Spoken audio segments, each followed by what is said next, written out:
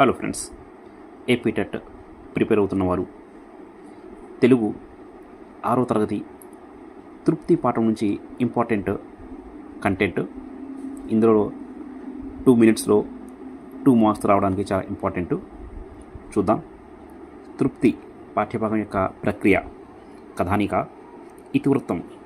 తృప్తి పాఠ్యభాగం యొక్క ఇతివృత్తం ఏంటి అని అడిగితే మనం మానవ విలువలను గుర్తించాలి. అలాగే తృప్తి పాఠ్యభాగంలో పాత్రలు: పూర్ణయ్య, ఇతన్ని బావగాడు అంటారు. అలాగే సుబ్బయ్య.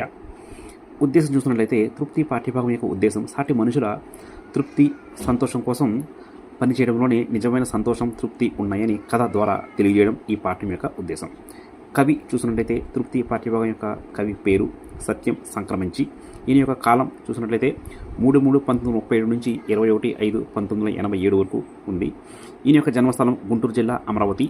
రచనలు మనం చూసినట్లయితే కథా సంపుటాలు, అమరావతి కథలు, కార్తీక దీపాలు, రేపటి ధార, సీత స్వాగతాలు, ఆఖరి ప్రేమలేఖ, ఎడారిలో కలుపులు మొదలైన నవలలు, హరిహర మహాదేవ నాటకం, ఇవన్నీ కూడా ఈయన రచనలుగా మనం గుర్తించుకోవాలి. అలాగే 1979లో వీర అమరావతి కథలో రాష్ట్ర సాహిత్య అకాడమీ పురస్కారం కూడా లభించింది.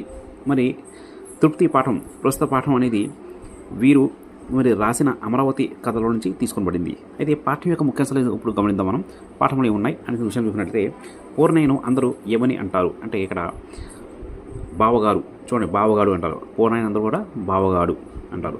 వన సందర్భంలో వంటకాలు చేయించినది ఎవరు అంటే పూర్ణయ్య. అలాగే వంటకాలు తయారు చేస్తున్నాను అంటూ లిస్టు చదివింది ఎవరు అంటే పూర్ణయ్య. అలాగే చుక్కకూర కందిపప్పుతో కంటే పెసరపప్పుతో చక్కగా మెలవిస్తుంది అని అన్నది ఎవరు? పూర్ణయ్య. మరి సుబ్బయ్యన్నయ్యకు ఒక ఆకు వేస్తావేం, 2 ఆకులు కలిపి వేయించు అని ఎవరు అన్నారు అంటే అది పూర్ణయ్య. అలాగే అందరి గడుపుల్లో ఆకలి అగ్నిలో లేచింది. ఈ వాక్యంలో ఉండేటువంటి అలంకారం ఏంటి అంటే ఉపమాలంకారం గుర్తించాలి. అలాగే తనకేం మిగలేదని బాధ లేదు, నలుగురు హాయిగా తృప్తిగా తిన్నారనే సంతోషమే బావగాడి తాంబూలపు పెదవులపై చిరునవ్వు చిందించాయి. అలాగే ఇందులో ఉన్నటువంటి వ్యాకరణ అంశాలు మనం చూసినట్లయితే ద్విత్వక్షరం అందరూ తెలుసు. అక్షరం కింద అదే ఒత్తు అక్షరం వస్తే అది ద్విత్వక్షరం. సంయుక్త అక్షరం అంటే ఒక అక్షరంపై పక్కన వేరే ఒత్తు వస్తే సంయుక్త అక్షరము. సంశ్లిష్ట అక్షరం అయితే ఒక అక్షరం పక్కన వేరే ఒత్తులు వస్తాయి సంశ్లిష్ట అక్షరం. ఇందులోని కుచలోపాఖ్యానం ఉంది. చూడండి, కుచలోపాఖ్యానం అనేది ఉద్దేశం మిత్ర ప్రేమలేఖ గురించి చెప్పడం జరిగింది.